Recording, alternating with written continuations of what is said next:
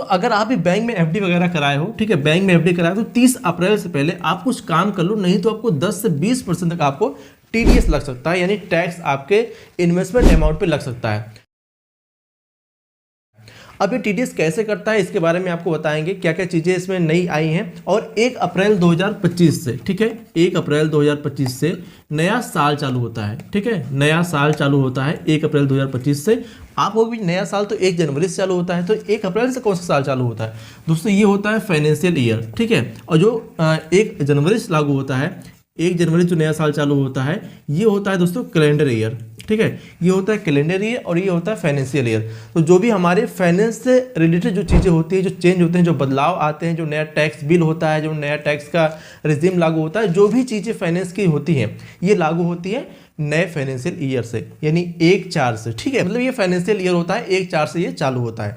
अब यहाँ पे जो भी बदलाव आते हैं इस साल से लागू होते हैं। अब यहाँ पे कई सारे बदलाव आए हैं सेविंग अकाउंट को लेकर, एफडी को लेकर। तो यहाँ पे जो आज आपको बात करने वाला हूँ, एफडी पे मैं बात करने वाला हूँ, क्योंकि बहुत सारे लोगों की प्रॉब्लम होती है कि एफडी तो करा लेते हैं लेकिन उसके बारे में डिटेल में जानकारी नहीं रखते हैं, ठीक है। तो ये एफडी में जो भी बदलाव हुए हैं उसके बारे में इस वीडियो में आज हम डिस्कस करने वाला हूँ। और रही बात सेविंग अकाउंट को लेकर, कैश जमा, कैश निकासी को लेकर, इसमें भी कई सारे बदलाव किए गए हैं। तो अगर आपको इस पर वीडियो चाहिए ना तो कमेंट बॉक्स में वीडियो टाइप कर दीजिएगा, उस पर आपको हम वीडियो बना के दे देंगे, अगर आपको चाहिए तो। अगर नहीं चाहिए तो मैं उस पर वीडियो बनाने वाला नहीं हूं, ठीक है। अगर चाहिए तो कमेंट में वीडियो टाइप कर दीजिएगा।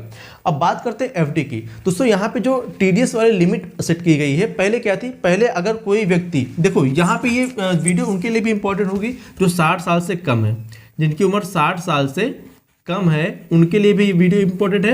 अगर आप 30 साल के हो, ठीक है, अगर आप 30 साल के हो, 40 साल के हो, 45 साल के हो, 50 साल के हो, 55 साल के हो, जो भी हो, आपकी उम्र जो भी है, ये वीडियो आपके लिए इंपॉर्टेंट है, क्योंकि आपने अगर एफडी कराया है तो ये वीडियो देखना आपके लिए जरूरी है। पहले टीडीएस कैसे करता था, आप किसी भी बैंक अकाउंट में अपना एफडी करा लेते थे। मान लेते आपने 10 लाख की अपनी एफडी करा लिया, ठीक है, एग्जाम्पल के लिए आप 2 लाख, 4 लाख, 5 लाख जो भी एफडी कराए हैं उससे नहीं मतलब है।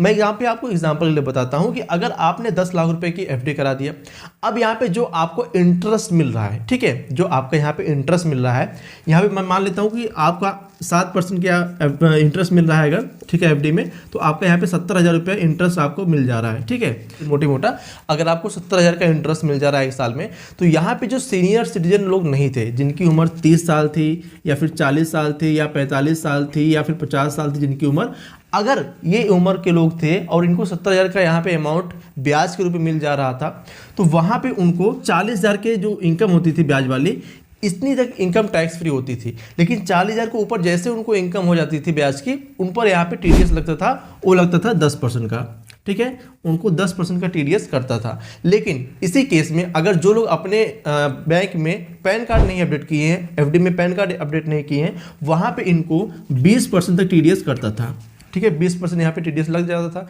ये तो हो गई पहले वाली बात। लेकिन यहाँ पे ये नियम बदल के क्या हो गया, 50,000 रुपये तक, ठीक है।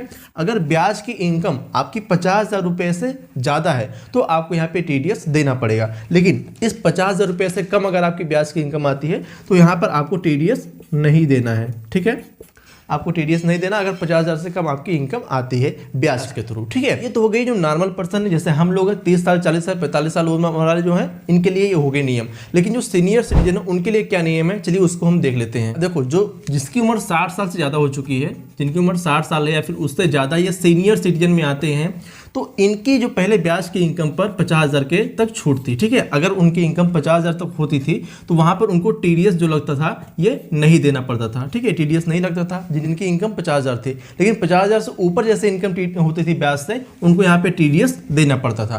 लेकिन अब क्या है, जो नया टैक्स बिल है यहाँ पे, जो सीनियर सिटीजन उनको काफ़ी ज़्यादा लाभ मिला है, काफ़ी ज़्यादा छूट मिला है, जो कि ये कर दी गई है 1 लाख रुपए तक, ठीक है।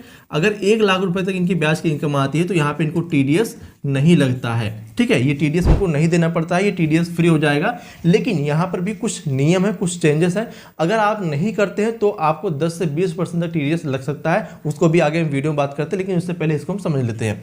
तो अगर आपकी इनकम ब्याज से 1 लाख रुपए के अंदर आ रही है तो आपको यहाँ पे टीडीएस नहीं लगेगा, और 1 लाख के ऊपर आपकी इनकम ब्याज से आ रही है तो यहाँ पे आपको टीडीएस देना पड़ सकता है। दोस्तों, इस जानकारी को हम यहाँ पे आपको साझा करते हैं आपके साथ। यहाँ पे आप देख सकते हैं ये आर्टिकल, क्योंकि बहुत सारे लोग हमारे पास कमेंट करते थे कि जो भी आप चीज़ें बता रहे उसका एक प्रूफ भी आप दीजिए। तो यहाँ पे आर्टिकल आप देख सकते हैं, इसको आराम से आप पढ़ सकते हैं। यहाँ पे भी ध्यान देने वाली बात क्या है कि अगर आपकी इनकम ये तो हो रही है ठीक है, लेकिन इससे ज़्यादा अगर आपकी इनकम होती है तो यहाँ पर भी आपको 10% का टीडीएस देना पड़ेगा। लेकिन उस केस में, जिस केस में अगर आप पैन यहाँ पे लगाए हैं, ठीक है, अगर आपने यहाँ पे अपना पैन अपडेट किया तो आपको 10% का टीडीएस लगेगा। लेकिन अगर यहाँ पे आप अपना पैन कार्ड नहीं अपडेट किए हैं, ठीक है, अगर आप यहाँ पे अपना पैन नहीं अपडेट किए हैं तो आपको यहाँ पे 20% तक टीडीएस देना पड़ेगा। जो भी आपका इंटरेस्ट होगा उस पर आपको 20% का टीडीएस लगेगा।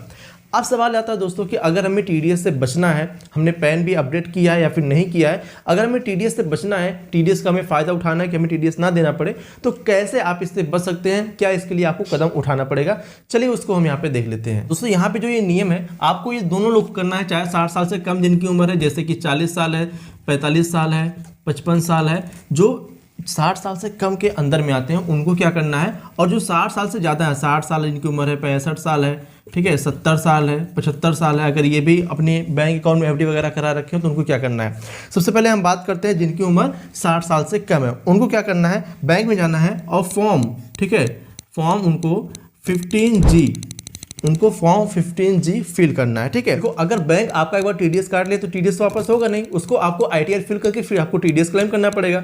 उससे अच्छा क्या है कि आप इस जानकारी को 30 अप्रैल के पहले अपने बैंक में अपडेट कर दो, ठीक है। 30 अप्रैल के पहले, अभी कितना आज चल रहा है, लगभग आज 4 तारीख है, तो आप 30 तारीख के पहले ही अगर आप अपडेट कर देते हो तो आपका जो टीडीएस है वो नहीं कटेगा, ठीक है। उसके लिए आपको करना क्या होगा कि फॉर्म 15G आपको फिल करना पड़ेगा। ये फॉर्म आप किस स्थिति फिल कर सकते हैं, अगर आपकी एनुअल इनकम 12,75,000 से कम है, ठीक है।